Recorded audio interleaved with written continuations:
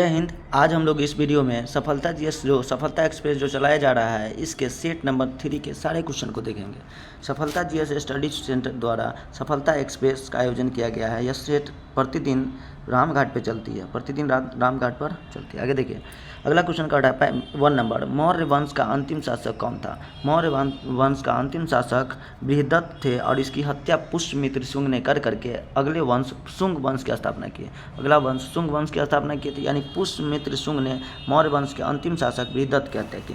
मौर्य वंश का पहला शासक चंद्रगुप्त मौर्य थे, जो कौटिल्य की मदद से घनानंद को पराजित करके नंद वंश का खात्मा किए और मौर्य वंश स्थापित किए। और मौर्य वंश के बाद आ गया था शुंग वंश। इसका आंसर हम लोग का हो जाएगा बी नंबर, यानी बृहदत्त। हो जाएंगे तो बृहदत्त हो जाएंगे। अगला कहता है जैन साहित्य को समग्र रूप से क्या कहा जाता है? तो जैन साहित्य को समग्र रूप से आगम कहा जाता है। जैन साहित्य का समग्र रूप से आगम कहा जाता है। जैन जो 24वें तीर्थंकर के रूप में थे वह महावीर स्वामी थे और वह जैन धर्म के सबसे बड़े प्रवर्तक के रूप में जाने जाते हैं। पहले प्रवर्तक के रूप में ऋषभ देव को जाना जाता है, लेकिन 23वें प्रवर्तक के रूप में पार्श्वनाथ को जाना जाता है। जो 24वें प्रवर्तक थे महावीर स्वामी, इनका जन्म बिहार के वैशाली के कुंडल ग्राम में हुआ था, है ना। चलिए आगे देखिएगा। अगला, मुगल सम्राट अकबर निम्नलिखित में से कौन सा वाद्य यंत्र बता रहे थे? तो मुगल सम्राट अकबर जो थे यह नगाड़ा बजाते थे। यह नगाड़ा यानी 3 का ए नंबर सही हो जाएगा। नगाड़ा बजाते थे, यानी यह क्या बजाते थे? तो नगाड़ा बजाते थे।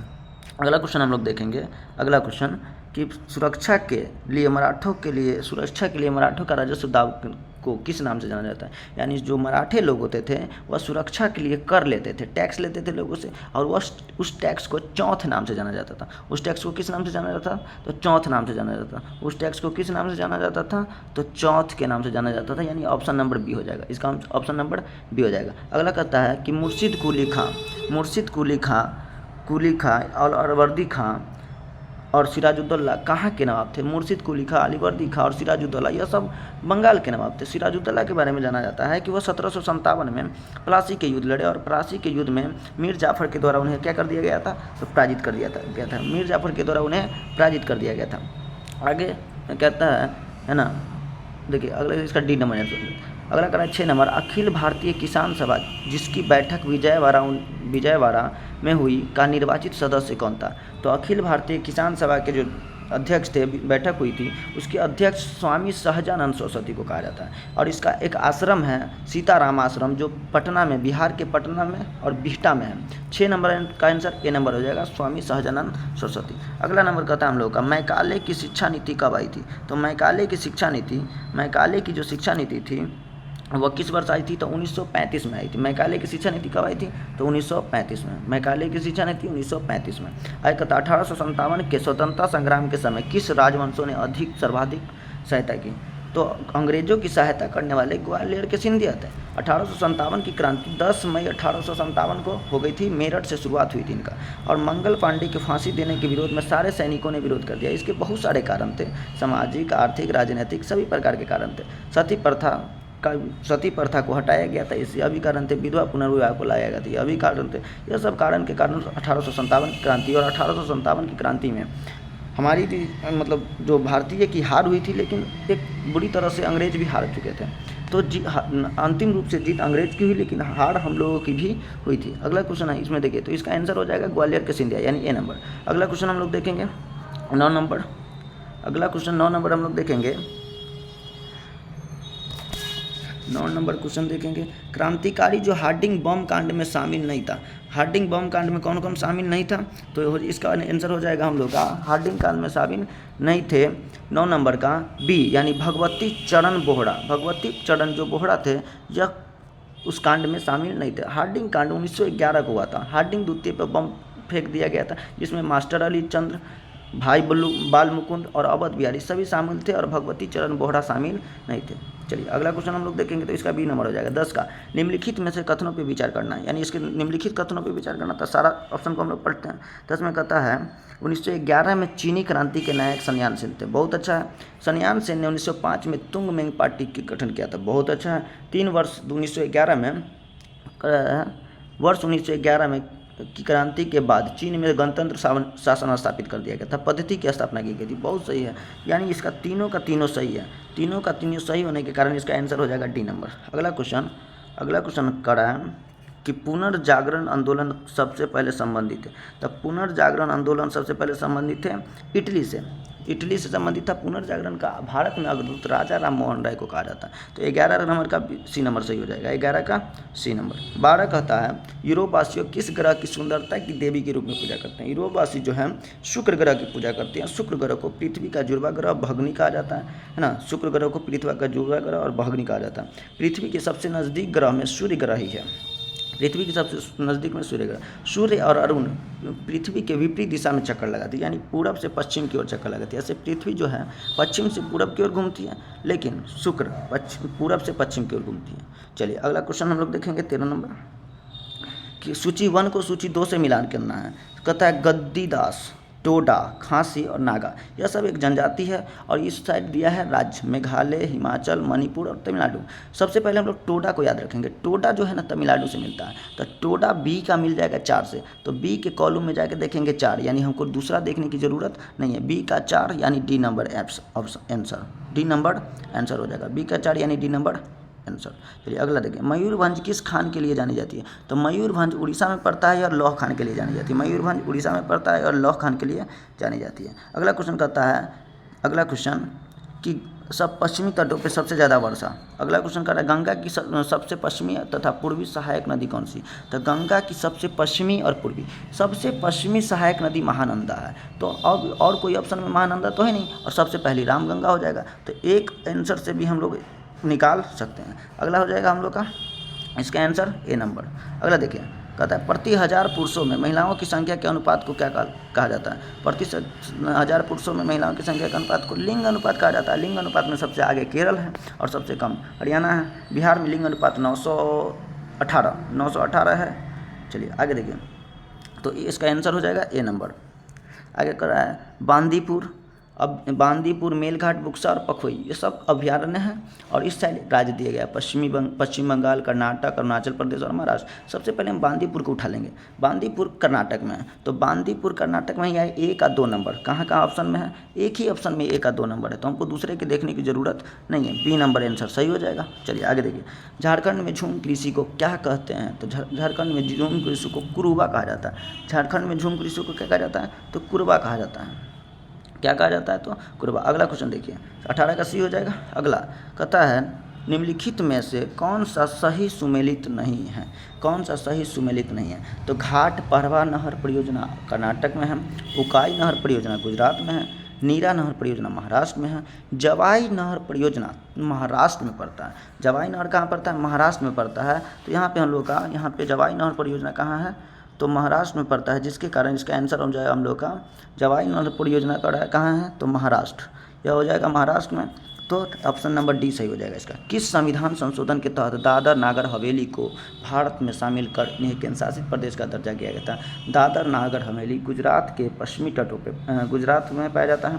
यहाँ पे दादर है, यहाँ पे द्वीप है। तो दादर नागर हवेली यह जो है 10वां संवैधानिक संशोधन के द्वारा इसे केंद्र शासित प्रदेश के रूप में दर्जा दे दिया गया था। अगला क्वेश्चन हम लोग देखेंगे 21 नंबर में कहता है निम्नलिखित में कौन सा जलप्रपात चंबल नदी पर स्थित है। निम्नलिखित में से कौन सा जलप्रपात चंबल नदी पर स्थित है। तो देखिए चंबल नदी पर स्थित है चुलिया जलप्रपात। कौन सा हो जाएगा, चुलिया जलप्रपात। शिवसुंदरम जलप्रपात जो है कावेरी नदी पर है। धुआंधार नर्मदा नदी पर है। बिहार तो कोई जलप्रपात ही नहीं है। आगे देखिए 22 नंबर, जाड़े के दिनों में तमिलनाडु के तटों पर या कोरोमंडल तट पर वर्षा होती है। जाड़ों के दिनों में तमिलनाडु और कोरोमंडल तट पर वर्षा होती है उत्तरी पूर्वी मानसून से। उत्तरी पूर्वी पूरे भारत में वर्षा होती है दक्षिणी पश्चिमी मानसून से, और हमारे भारत में हमारे यहाँ जो ठंडी में वर्षा होती है वो पश्चिमी विक्षोभ के कारण होती है।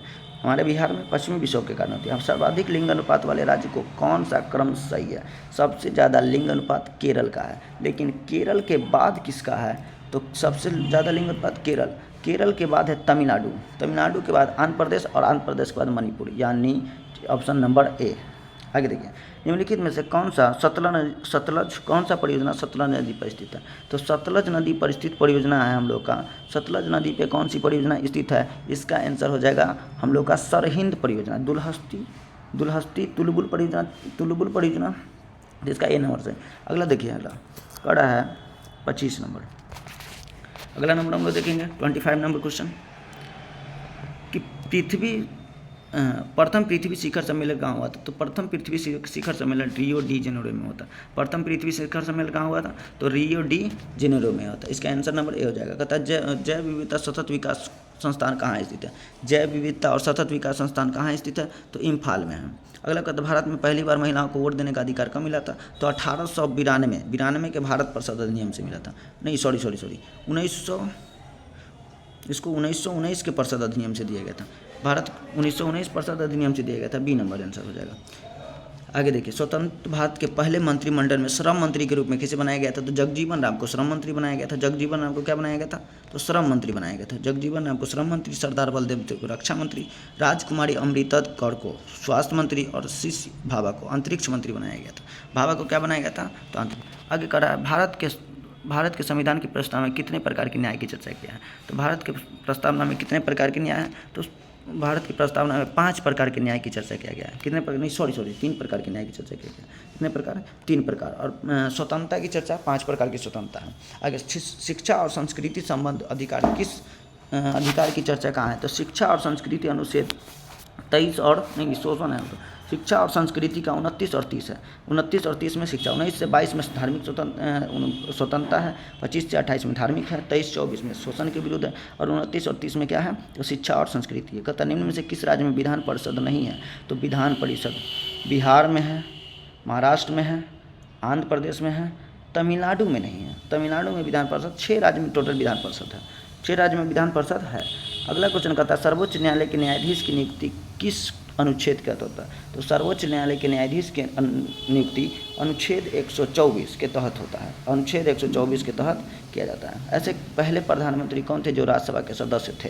तो ऐसे प्रधानमंत्री जो राज्यसभा के सदस्य हुए थे? तो वे थे इंदिरा गांधी। इंदिरा गांधी पहले राज्यसभा के सदस्य हुआ करते थे जब इनके पिताजी प्रधानमंत्री थे। किस संविधान संशोधन के तहत 8वीं अनुसूची में कोंकणी, मणिपुरी और नेपाली भाषा को जोड़ा गया था? जब हम लोग भाषा जोड़ा गया था, हमारा संविधान का निर्माण होता, उस समय टोटल 14 भाषा थी और टोटल अभी मिला के 22 भाषा। तो पहला 21वीं संशोधन के द्वारा सिंधी भाषा को जोड़ा गया था। उसके बाद नेपाली, मणिपुरी और कोंकणी को जोड़ा गया 71वें संवैधानिक संशोधन के द्वारा। और उसके बाद बोडो, डोगरी और संथाली को 92वां संवैधानिक संशोधन के द्वारा जोड़ा गया। टोटल मिला के अभी हमारे 8वीं अनुसूची में टोटल मिला के 22 भाषा है। चलिए अगला नंबर देखते हैं हम लोग, 35 नंबर। निम्न में से किस समिति को प्रकलन समिति का जुड़वा वाहन कहा जाता है? प्रकलन समिति का जुड़वा वाहन कहा जाता है लोक लेखा समिति। किसको? लोक लेखा समिति को। अगला, अंतर्राज्यीय परिषद की बैठक साल में कितनी बार होती है? तो अंतर्राज्यीय परिषद की बैठक साल में कितनी बार होती है? तो डी यानी 3 बार होती है। एक पेटा में 10 के पावर कितना घात होता है? एक पेटा में तो डेसी, सेंटी, मिली, मैक्रोस, नैनो, पीको, फेम्टो, एटो, डीटो, यानी 10 के पावर 15। कितना हो जाएगा? 10 के पावर 15। आगे हम लोग देखेंगे संवेग का एसआई मात्रक क्या होता है? संवेग बराबर होता है मास गुने वेग। संवेग बराबर क्या होता है? तो संवेग बराबर होता है मास गुने वेग। संवेग बराबर होता है p बराबर mv, है ना। तो वेग होता है, मास हो गया केजी और वेग हो गया मीटर पर सेकेंड, यानी केजी मीटर पर सेकेंड। केजी मीटर पर सेकेंड क्या हो जाएगा? तो केजी मीटर पर सेकेंड देखेंगे हम लोग, केजी मीटर पर सेकेंड। केजी मीटर पर सेकेंड कहाँ है? तो केजी मीटर पर सेकेंड यानी सी नंबर यहाँ आंसर हो जाएगा हम लोग का, सी नंबर आंसर। जी का मान कहाँ सबसे अधिक होता है? तो जी का मान सबसे अधिक ध्रुव पर होता है और सबसे कम विषुवत रेखा पर होता है, और 0 होता है पृथ्वी के केंद्र में। बैरोमीटर की पाठ्यांक जब धीरे धीरे नीचे गिरता है तो वर्षा होती है, जब अचानक से नीचे गिर जाएगी तो आंधी तूफान आएगी, और धीरे धीरे ऊपर जाएगी तो दिन साफ होगा। तो यहाँ पे हमको धीरे धीरे नीचे गिर रहा है तो वर्षा हो जाएगी यहाँ पे। अगला नंबर, ध्वनि अपने किस गुण के कारण मार्ग में आने वाले अवरोध के किनारे मुड़कर आगे बढ़ता है? तो ध्वनि अपने मार्ग में जो उसका चेंजिंग होती है मुड़ करके विवर्तन के कारण वह मुड़ करके आगे बढ़ती है, विवर्तन के कारण मुड़ करके। इनमें से कौन सा वाद्य यंत्र विद्युत परिपथ में विद्युत धारा की उपस्थिति को बताता है? तो विद्युत परिपथ में विद्युत धारा की उपस्थिति को बताता है गैल्वेनोमीटर। अल्प धारा को मापने का काम करता है गैल्वेनोमीटर। अगला क्वेश्चन, इनमें से किस दर्पण का उपयोग पश्च दर्पण के रूप में? तो पश्च दर्पण यानी साइड मिरर के रूप में किया जाता है उत्तल दर्पण। मोटरसाइकिल के पश्च दर्पण के रूप में किसका होता है? उत्तल दर्पण। या वो छोटा वस्तु प्रतिबिंब को छोटा बना करके देता है। खनिज तेल या कच्चे तेल में शुद्ध डीजल या पेट्रोल किस विधि से? तो किस विधि से शुद्ध किया जाता है? तो परभाजी आसवन, आंशिक आसवन कहा जाएगा इसको। परभाजी आसवन तो है नहीं, तो आंशिक आसवन के रूप में इसे शुद्ध किया जाता है। तो इसका आंसर हो जाएगा बी नंबर। आगे, एवोगाड्रो संख्या किसे कहते हैं? एवोगाड्रो संख्या होता है, एवोगाड्रो संख्या का मान होता है 6.022 इंटू 10 के पावर 23, 6.022 गुना 10 के पावर 23। तो इसका आंसर हम लोग क्या ले लेंगे? 6 पर, हाँ बी नंबर आंसर हो जाएगा। देखिए इसका आंसर बी नंबर हो जाएगा। अगला क्वेश्चन कह रहा है, किस नियम के अनुसार स्थिर ताप पर गैस की नियत मात्रा या आयतन उसके दाब के अनुक्रमानुपाती होता है? यानी कहने का अर्थ है ताप, स्थिर ताप यानी टेम्परेचर क्या है? तो टेम्परेचर कांस्टेंट है। टेम्परेचर बराबर, टेम्परेचर यहाँ कांस्टेंट कर दिया गया, टी जो है कांस्टेंट है, तो वही पानी उत्पाद होता। तो देखिए सबसे पहले अगर टेम्परेचर कांस्टेंट होना तो वह बॉयल्स लॉ होता है। कौन सा होता है? बीटी का पास, बीटी से बॉयल्स लॉ टेम्परेचर कांस्टेंट हो जाएगा। तो इसका नंबर ए नंबर सही हो जाएगा हम लोग का। बीटी का पास याद रखेंगे, ए नंबर सही हो जाएगा हम लोग का। क्या हो जाएगा? ए नंबर बॉयल्स लॉ। अगला क्वेश्चन देखेंगे हम लोग आगे। कहता है लेथेनाइड श्रेणी में परमाणु संख्या कहाँ से कहाँ तक होती है? लेथेनाइड यानी लालू के पेट में जो एफ ग्रुप होते हैं, एफ ग्रुप में 57 से लेकर, पहला में 57 से लेकर 71, 57 से लेकर 71, और दूसरा होता है 97 से लेके 97 से लेके 101। क्या होता है? नहीं सॉरी 97 से लेके, नहीं 77 से लेकर के 91, इस तरह से होता है। सुनिए, तो कह रहा है लेथेनाइड श्रेणी में परमाणु संख्या कहाँ से कहाँ तक होता है? तो 57 से लेकर 71 तक होता है, 57 से लेकर के 71 तक। क्या हो जाएगा इसका आंसर? 57 से लेकर के 71 तक होता है। कहाँ गया इसका? हम लोग देखेंगे लेथेनाइड में 57 से लेकर 71, और उसका होता है 89 से लेकर 103, 89 से लेकर 103 होता है। तो इसका आंसर हम लोग का हो जाएगा सी नंबर। धोवन सोडा का रासायनिक सूत्र क्या है? धोवन सोडा, धोने वाला सोडा में पानी होगी, धोने वाले सोडे में क्या होंगे? पानी होंगे। NaCl हम लोग का सोडियम क्लोराइड या साधारण लवण कर सकते हैं इसको। NaHCO3 को हम लोग खाने वाला सोडा कहते हैं या बेकिंग सोडा कहते हैं। और उसके बाद क्या है? उसके बाद हम लोग का है Na2CO3 10H2O। यह धोवन सोडा का फॉर्मूला होता है, यह धोवन सोडा का। और इसमें H2O हटा दिया जाए तो सोडा एस, क्या हो जाएगा? सोडा एस हो जाएगा। चलिए आगे। सबसे अधिक आयनन क्षमता किस प्रकार की किरणों में होती है? तो सबसे अधिक आयनन क्षमता कहेगा तो अल्फा में होती है, लेकिन सबसे ज़्यादा वेदन क्षमता कहे तो बीटा में होता है। अल्फा में सबसे ज़्यादा आयनन क्षमता और और सबसे ज़्यादा वेदन क्षमता तो गामा में। वेदन क्षमता किस में? तो गामा में होता है। वेदन क्षमता किस में होता है? तो गामा में होता है। अतः सबसे पहले इलेक्ट्रॉन के आवेश को सफलतापूर्वक निर्धारण किया था। आवेश को सफलतापूर्वक किसने निर्धारण किया था? तो मिलिकन ने। जे थॉम्पसन ने इलेक्ट्रॉन की खोज की थी, गोल्डस्टीन ने प्रोटॉन की खोज की थी, और चैडविक ने न्यूट्रॉन की खोज की थी। लेकिन निर्धारण किया था आवेश का मिलिकन। अभी जो इलेक्ट्रॉन होते हैं उस पर माइनस चार्ज होता है, तो उसका खोज किसने किया था? तो मिलिकन में। ए नंबर। कहता है किस तत्व को इलेक्ट्रॉन बंधुता सबसे अधिक होती है? किस तत्व की इलेक्ट्रॉन बंधुता सबसे अधिक होती है? तो सबसे अधिक होती है किस तत्व की? तो क्लोरीन की। क्लोरीन, फ्लोरीन, ऐसे करके क्लोरीन, फ्लोरीन, ब्रोमीन, आयोडीन, यह ग्रुप होता है, फ्लोराइड ग्रुप होता है। तो सबसे ज़्यादा क्लोरीन का, फिर फ्लोरीन का, फिर ब्रोमीन का, फिर आयोडीन का। किसका होता है? चलिए अगला क्वेश्चन हम लोग देखेंगे। कहता है निम्न में से किस अम्ल को म्यूटीरिक अम्ल कहा जाता है? किस अम्ल को म्यूटीरिक अम्ल कहा जाता है? तो HCl जो होता है हाइड्रोजन क्लोराइड, यह हमारे शरीर में बनता है, यह हमारे शरीर में पाए जाने वाले जीवाणु विषाणु को नष्ट कर देता है। अमाशय में 3 होती है, उसके पहले में यह गैस होता है, HCl होता है। यह पाए जाने वाले सभी कीटाणु जीवाणु को मार देता है। LPG का मुख्य घटक निम्न में से कौन है? तो LPG का मुख्य घटक ब्यूटेन है। LPG का मुख्य घटक क्या है? ब्यूटेन है। आंसर सी हो जाएगा। आगे, निम्न में से किसे प्रोड्यूसर गैस? सुनिए, प्रोड्यूसर गैस जैसे ही कहेगा प्रोड्यूसर, तो इसको कार्बन मोनोऑक्साइड के साथ नाइट्रोजन लगा देंगे। और वाटर गैस कहेगा वाटर, तो कार्बन मोनोऑक्साइड के साथ क्या कर लेंगे? कार्बन मोनोऑक्साइड के साथ हम लोग को कार्बन मोनोऑक्साइड के साथ हाइड्रोजन लगा देंगे। तो जब प्रोड्यूसर कहे तो नाइट्रोजन, और वाटर कहेगा तो हाइड्रोजन, वाटर कहेगा तो हाइड्रोजन। चलिए बहुत अच्छा। आगे हम लोग देखते हैं मीलेराइट। आगे क्या देखेंगे हम लोग? मीलेराइट। जो मीलेराइट किसका अयस्क होता है? तो मीलेराइट यह किसका अयस्क हो जाएगा? तो मीलेराइट होता है निकेल का अयस्क। मीलेराइट निकेल का अयस्क होता है। निकेल का अयस्क को हम लोग क्या कहते हैं? तो Na से सूचित किया जाता है सोना, Au है ना, टीन, Sb, और जस्ता, Zn। लार ग्रंथि में से कौन सा एंजाइम का स्रावन नहीं होता है? तो लार ग्रंथि में पेप्सिन का स्रावन नहीं होता है। लार ग्रंथि में पेप्सिन यानी आंसर नंबर सी का स्रावन नहीं होता। आगे, चपटे कृमि उत्सर्जन निम्न में से किसके द्वारा किया जाता है? चपटे कृमि या गोल कृमि का उत्सर्जन निम्न में से किसके द्वारा होता है? चपटे कृमि या गोल कृमि का, तो इसका होता है ज्वाला कोशिका के द्वारा। किसके द्वारा होता है? ज्वाला कोशिका। हम लोगों में जो उत्सर्जन का काम करता है, वी क्या करता है? किडनी करता है। हम लोगों में उत्सर्जन का काम किडनी करता है। कहता है कौन सा? कर्ण अस्थियाँ नहीं है, कान की अस्थि, कान की हड्डी नहीं है। तो मेलियस, इनकस और स्टेपिस, ये तीनों कान की हड्डी होती है। लेकिन ह्यूमरस, यह ह्यूमरस जो होता है, ह्यूमरस रेडियस अनला, यह हाथों में पाया जाता है। कहता है कौन सा? मोनोसेक्राइड नहीं है। मोनोसेक्राइड नहीं है। कौन सा मोनोसेक्राइड नहीं है? तो आंसर नंबर इसका हो जाएगा डी नंबर, माल्टोज।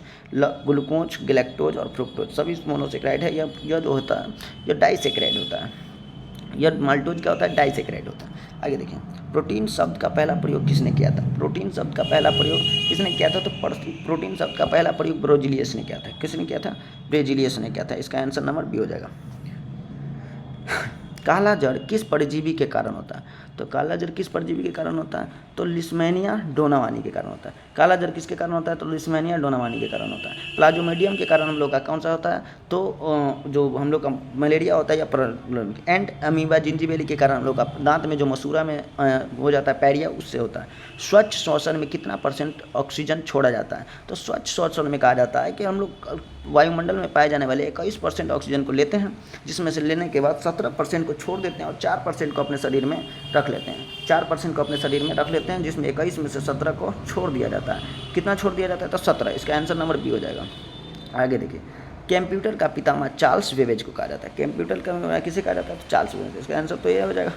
चलिए आगे कह रहा है ना कि भारत में पहला एक्वा पार्क किस राज्य में स्थापित किया जाएगा? एक्वा मतलब होता है पानी, पानी वाला पार्क कहाँ हो जाएगा? तो सबसे पहला एक्वा पार्क शायद मेघालय में होगा। 64 का नहीं, सॉरी अरुणाचल प्रदेश में बनाया जा रहा है एक्वा पार्क, अरुणाचल प्रदेश में। विश्व में हिंदी सम्मेलन में मेजबानी करने वाला प्रशांत क्षेत्र का पहला देश कौन है? तो प्रशांत क्षेत्र का पहला देश फिजी है, फिजी। आगे, इसरो के सबसे भारी रॉकेट LV M3 M2 के कितने उपग्रह को ऑर्बिट में स्थापित किया जा रहा है? तो M3 ऑर्बिट को 36 उपग्रह को, है ना। आगे चलिए, BCCI के नए अध्यक्ष के रूप में चुना गया है। BCCI के नए अध्यक्ष के रूप में किसे चुना गया है? तो शायद रोजर बिन्नी को चुना गया। किसे चुना गया? सही, रोजर बिन्नी को चुना गया। किसे चुना गया? तो रोजर बिन्नी। आगे देखिए, आगे हम लोग देखेंगे अविंद्रनाथ कहता साहित्य लाहिड़ी के लेखक कौन है? साहित्य लाहिड़ी के लेखक कौन है? तो साहित्य लाहिड़ी के लेखक सूरदास है। कौन है? सूरदास। सूरसागर भी इनका है या कृष्ण भक्ति से संबंधित है सूरसर। चलिए आगे देखें, आगे करा देश रत्न के नाम से डॉक्टर राजेंद्र प्रसाद, जो बिहार के जीरादेई से संबंधित है, बिहार के जीरादेई से संबंधित है। आगे करा IMF अनुमानों के अनुसार 2022 में PP आधारित व्यक्ति GDP दुनिया में सबसे बड़ी किसकी है? PP पे आधारित दुनिया में सबसे बड़ी अर्थव्यवस्था किसकी है? तो ए चाइना की है। चाइना के पास अर्थव्यवस्था में परचेजिंग पावर में सबसे आगे चीन है। वायुसेना दिवस 8 अक्टूबर को मनाया जाता है। वायुसेना दिवस को मनाया जाता था 8 अक्टूबर को। चलिए अगला क्वेश्चन देखते हैं। विश्व व्यापार संगठन की स्थापना, विश्व व्यापार यानी WTO की स्थापना गेट से बदल करके WTO किया गया था। गेट से बदल कर WTO 1995 में 1 जनवरी 1995 को किया गया था। तो WTO का हो जाएगा 1 जनवरी 1995। अगला क्वेश्चन देखेंगे हम लोग। कहता निम्न में से कौन कराची के प्रकाशन में होने वाले समाचार पत्र है? कराची में प्रकाशन होने वाले समाचार पत्र कौन है? तो डॉन। क्या है? डॉन जो है कराची में होने वाले। आगे देखिए, निजी क्षेत्र और बाजार क्षेत्र के सापेक्ष राज्य और सरकार की भूमिका के आधार पर अर्थव्यवस्था को कितने श्रेणियों में वर्गीकृत किया गया है? तो अर्थव्यवस्था को कितने श्रेणी में वर्गीकृत किया गया? तो 3 श्रेणी में वर्गीकृत किया गया। जर्मनी और पोलैंड के बीच कौन सी रेखा होती है? जर्मनी और पोलैंड के बीच कौन सी रेखा है? तो जर्मनी और पोलैंड के बीच रेखा है हिडेनबर्ग। 49वीं समांतर रेखा अगर कहे, 49वीं समांतर, तो यह है USA और कनाडा के बीच। मैगीनॉट रूस और फिनलैंड। 38वीं उत्तरी कोरिया और दक्षिणी कोरिया। चलिए अगला नंबर हम लोग देखेंगे। अगला देखेंगे हम लोग कितना नंबर होगा? अगला नंबर देखेंगे, कहाँ चला गया? कहता है, चलिए करा राज्यसभा के लिए नामित होने वाले प्रथम महिला कौन थी? तो राज्यसभा के लिए प्रथम महिला नरगिस दत्त थी। कौन थी? नरगिस दत्त। इसका आंसर हो जाएगा, चलिए सी नंबर। दक्षिणी ध्रुव पे पहुंचने वाला विश्व का प्रथम व्यक्ति। दक्षिणी ध्रुव पे पहुंचने वाला, देखो उत्तरी ध्रुव का है तो रॉबर्ट पेरी, और दक्षिणी तो एमर्सन। सबसे लंबा सड़क पुल भूपेन हजारिका जो अरुणाचल और अमृतसर लोहित नदी पर बनाया गया, अरुणाचल और असम को जोड़ता है। कड़ा निम्न में कौन सा भारत का प्रथम पनडुब्बी कौन सा है? भारत का प्रथम पनडुब्बी कौन सा है? तो 79 नंबर का आंसर हो जाएगा हम लोग का सी नंबर हो जाएगा, यानी कावेरी। आगे चलते हैं हम लोग, बारिश होने लगी है। चलिए आगे देख रहे हैं हम लोग। खनन और उत्खनन में संलग्न श्रम की प्रकृति को निम्न में से किसके जरिए संकेतित किया जाता है? खनन और उत्खनन में संलग्नित किया जाती है तो ए नंबर, इसको रेड कॉलर जॉब के साथ, रेड कॉलर जॉब। आगे हम लोग का मैथ का क्वेश्चन है, चलिए इसको भी देख लेते हैं। कहता है 5 घंटियाँ क्रमशः सेकेंडों के अंतराल पर बज रही, तो 8 बजे एक साथ बजी है, तो कुछ नहीं करना है, इस सभी का क्या ले लेना हम लोग को, 6, 8, 12 और 18 और 45 का क्या लेना, 12, 18 और 45 का एलसीएम ले लेंगे। इसका एलसीएम जैसे ही लीजिएगा तो आपको 360 आएगा, और 360 कहने का अर्थ 360 सेकेंड, 360 सेकेंड जब आएगा तो 60 इसको 6 मिनट भी कर सकते हैं हम लोग, 6 मिनट कर देंगे, तो यानी 81 का आंसर हम लोग का हो जाएगा बी नंबर। 81 का आंसर क्या हो जाएगा? B number. 81 का आंसर बी नंबर। आगे देखिए, ए की जो आय है, ए की आय का 5%, तो ए की आय का 5%, बी की आय का 15%, बी की आय का 15%। जैसे ही इसको निकालिएगा तो 100 से 100 गया, ए का 5 यानी ए बाई बी, इधर 3/1 होगा। ठीक है, आगे बी और सी जैसे निकालिएगा तो बी का 10 और बराबर सी का 20। तो जैसे इसको बी और सी निकालिएगा तो 20, 2, 1, और इसको क्या करेंगे तो अनुपात के रूप में, यानी ए और बी का आया था, ए और बी का कितना आया था, चलिए ए और बी का आया था 3 और 1, और इसका आया है 2 और 1। इस दोनों को क्या करेंगे, एक साथ मल्टीप्लाई कर देंगे। मल्टीप्लाई करने पे इसका आंसर आप लोगों को आ जाएगा, और 2000 दिया गया तो इसका आंसर हम लोग देख लेंगे, इसमें संभव नहीं है, सी नंबर। क्या हो जाएगा? सी नंबर, यानी 18,000। आगे देखिए, आगे क्या कर रहा है हम लोग का, आगे देखेंगे हम लोग 83 नंबर। आगे क्या देखेंगे? 83 नंबर देखेंगे। 83 नंबर का, एक वस्तु का विक्रय मूल्य, उसके क्रय मूल्य का 3/4 है, 4/3। तो वस्तु का विक्रय मूल्य यानी एसपी बराबर क्या देखेंगे, चलिए तो हम कोशिश करते हैं। एसपी बराबर सीपी का 4/3, सीपी का 4/3, तो उसका लाभ निकालना है। तो देखो जैसे ही इधर फेंकेंगे ना, पता है वस्तु का विक्रय मूल्य, उसके क्रय मूल्य का 4/3 है, 4/3। जैसे ही उधर फेंकेंगे तो उसका लाभ परसेंट का निकालना। सॉरी, 1 मिनट रुक जाते हैं, देखते हैं इसका। चलिए, एक वस्तु का विक्रय मूल्य उसके क्रय मूल्य का 4/3 है, तो विक्रय मूल्य बराबर क्या हो जाएगा हम लोग का, विक्रय मूल्य बराबर हो जाएगा हम लोग का, विक्रय मूल्य हो जाएगा एसपी बराबर क्या हो जाएगा, एसपी बराबर सीपी गुने 4/3। अब जैसे ही इधर सीपी को फेरेंगे तो एसपी/सीपी बराबर 4/3, यानी 4 रुपये में बेचा, 1 रुपये 3 रुपये में खरीदा, 1 का लाभ हुआ 3 पे, तो गुने 100, यानी 33.1/3 आंसर हो जाएगा इसमें, 33.1/3। आगे कहता है 0.36 का क्या निकालना है हम लोग को, और इसका तृतीय अनुपाती। देखिए, पहला अनुपाती का है तो a²/b, दूसरा का है तो मध्य का है तो √, तीसरा का है तो b²/a, और चौथा का है तो bc/a, सारा को नोट कर लेंगे। एक हो गया, मध्य कहेगा, तृतीय कहेगा और फोर्थ कहेगा, ऐसा हो गया। फार्मूला पे बैठा देंगे b²/a, 0.48 गुने 0.48/0.36, जैसे ही इसका आंसर निकालिएगा, इसका आंसर आप लोगों को आ जाएगा, इसका आंसर 0.16 आ जाएगा। क्या आ जाएगा? 0.16 नहीं 64 आ जाएगा। क्या आ जाएगा इसका आंसर? 0.64 आ जाएगा। चलिए अगला नंबर देखते हैं। अगला नंबर आंसर देखेंगे हम लोग।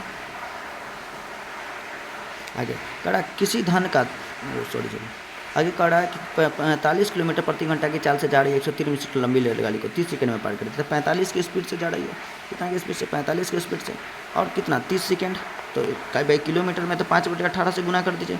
अब बराबर क्या हो जाएगा? 130, बराबर 130। 18 से जैसे काटिएगा तो 6, इधर से काट दीजिएगा, इधर से काट दीजिएगा तो 15/3, ऐसे करके इसका आंसर आप लोगों को आ जाएगा 85 का सी नंबर। मैथ बनाना थोड़ा संभव नहीं है तो थोड़ा सा देख लेंगे हम लोग, सी नंबर।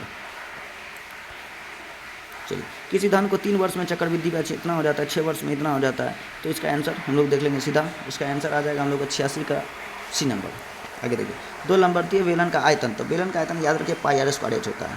2 को कहता है तो एक का हम लोग पाई आर स्क्वायर एच ले लेंगे, बड़ा वाला एच ले लेंगे, छोटा वाला एच ले लेंगे। यहाँ पे दिया हुआ है ऊंचाई का अनुपात 3 डाल देंगे। इसका आंसर हम लोग का 87 का आ जाएगा सी नंबर।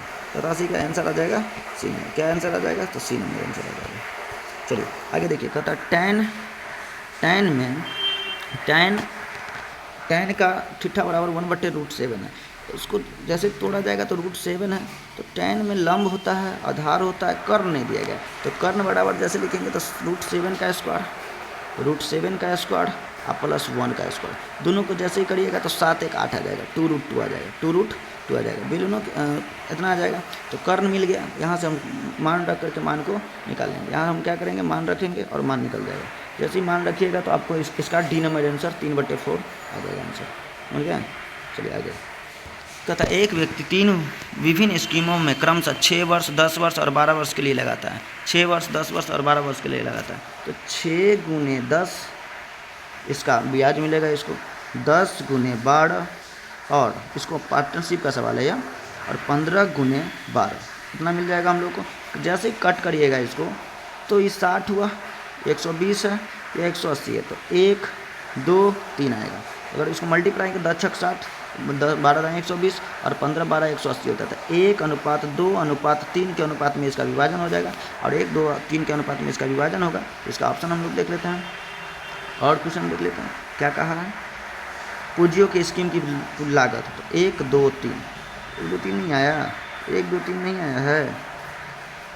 6 वर्ष, 10 वर्ष, तो 6 × 10 60, 10 120 और 15 वर्ष के लिए वार्षिक स्कीम है, तो उन्हें बराबर ब्याज मिलती है। तो इसको मैं पूंजीगत लाभ कहते हैं। 1 2 3 इसका आंसर हो जाएगा, 1:2:3। चलिए ऑप्शन नहीं दिया गया, ऑप्शन नहीं दिया गया। चलिए अगला देखिए। एक विद्यालय में अध्यापकों में से प्रत्येक ने उतने ही रुपये दिए जितना, प्रत्येक ने उतना ही दिया जितना, कहेंगे x दिया 324। कहने का अर्थ इसका वर्गमूल जैसे निकालिएगा 18 जी आ जाएंगे। 18 को 18 से मल्टीप्लाई किया 324 हो जाएगा।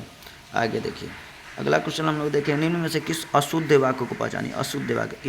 श्रीमती इंदिरा गांधी भारत की प्रधानमंत्री थी। ठीक लग रहा है? मेरे ऊपर कृपया करें, अभी थोड़ा ठीक लग रहा है। चलिए आगे पूरा देखिए। मेरे घर के सामने पाठशाला है, मेरे घर के सामने पाठशाला, वहाँ भारी है, तो कहता अशुद्ध को पहचानना है।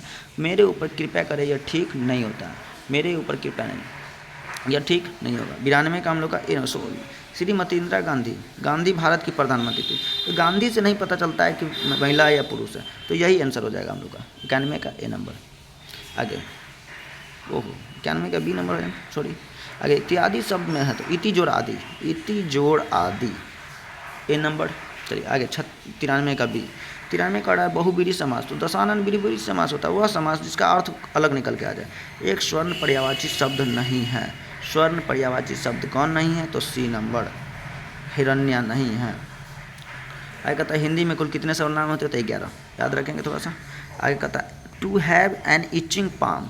To have an itching palm, palm का अर्थ होता है हथेली और इचिंग का अर्थ होता है खुजली। हथेली में जब खुजली होता है तो हम लोग कहते हैं कि कुछ खर्च होने वाला है या आमदनी आने वाली है। कहने का अर्थ फॉर मनी, मनी के लिए। किसके लिए? मनी के लिए। तो इसका आंसर हम लोग का डी नंबर हो जाएगा। क्या हो जाएगा? To be greedy for money. Itching palm का अर्थ हुआ हथेली में खुजली होना। हाथों में जब खुजली होती है तो हम लोग क्या कहते हैं? पैसा आने वाला है या जाने वाला है, जो भी कहें। Choose the earth is opposite meaning of subtracted. Subtracted का अर्थ होता है घटाना। सब्ट्रैक्टेड का अर्थ क्या होता है? घटाना। तो अपोजिट करना है। सेपरेट मतलब ये अलग अलग हो गया। एडजंक्ट, फिर रिकैप, एनिहिलेटरी। एनिहिलेटरी क्या हो जाएगा हम लोग का? तो यहाँ पे देखिए सारा का सेपरेट, एनिहिलेटरी का अर्थ होता है अलग अलग करना। एडजंक्ट का अर्थ होता है जोड़ देना। एडजंक्ट का अर्थ एडजस्ट करना। समझ गए? एक्सप्लिसिट, एक्सप्लिसिट का अर्थ होता है अत्यधिक। क्या हो जाता है? अत्यधिक। ऐसे करके खराब या भद्दा होता है, सॉरी। तो यहाँ देखिए 98 का हम लोग का क्या कह रहा है? चूज मीनिंग, सेम मीनिंग का है। एक्सप्लिट, नोबुलस, परफेक्ट, स्पीकी, वोग। खराब या भद्दा होता है, तो सारा एक नोबुलस, वोग, स्पीसिक सब खराब है। यहाँ पे हम लोग का 98 का यहाँ पे हो जाएगा स्पेसिक, स्पेशल होता है। क्या हो जाता है? स्पेसिक मतलब स्पेशल। और एक्सप्लिसिट का अर्थ होता है एकदम खराब। कहता है a house of shelter for dog. एक घर जो कुत्तों के लिए रहने के लिए होता है। कुत्ते को रहने के घर को डेन कहा जाता है। क्या कहा जाता है? डेन कहा जाता है। और सॉरी कैनल कहा जाता है। और जो लाइन होते हैं शेर के रहने के घर को डेन कहा जाता है। आगे देखिए, कहता है a pair Eurasian jaw over the forest yesterday. यहाँ पे हम लोग का एक पेयर है जॉ है ओवर फॉरेस्ट एस्टरडे, जैसे ही दे दिया जाए V2 का प्रयोग कर दिया जाएगा। किसका प्रयोग कर दिया जाएगा? V2। यस्टरडे का अर्थ हुआ बीता हुआ कल, जैसे ही बीता हुआ कल फ्लू, किसका प्रयोग कर दिया जाएगा? ठीक है, चलिए हम लोग विराम दे